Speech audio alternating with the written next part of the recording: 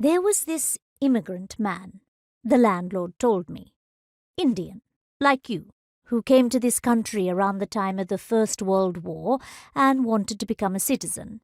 He was Sikh.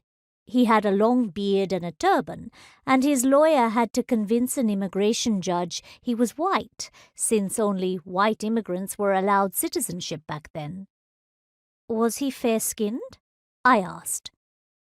The landlord, a professorial type with his round spectacles, corduroy jacket, and assortment of mail tucked under his arm like a stack of student papers, seemed pleased by my question, as if I had raised my hand in class and said something insightful. What this episode in American history had highlighted for him was not so much his country's racist past, of that he had always been well aware, but rather the tricky concept of race itself. How do we define it? The lawyer's previous client had been a Japanese man, and during that trial, the lawyer, who was himself, needless to say, white, had placed a hand alongside his client's to demonstrate the similarity between the foreigner's skin color and his own. But the judge was unconvinced. "You're not white," he told the Japanese man. "You're Oriental." So, for his Indian client, the lawyer was forced to try a different tack. "This man is of high birth," he said to the court.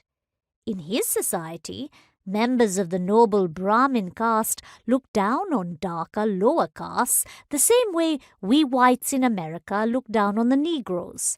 Therefore, he is one of us and should be given citizenship." "Are you Brahmin?" the landlord asked me, pronouncing the A sound as if he was saying apple. We were standing in the wood-panelled foyer of his building in Cambridge.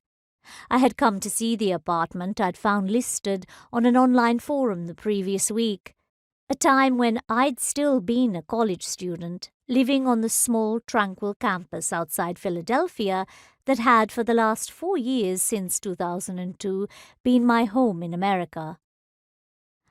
"I spent a lot of time in India," he continued. "Delhi, mostly, but also Goa at a hippie commune. I was in an altered state much of that time, I might add.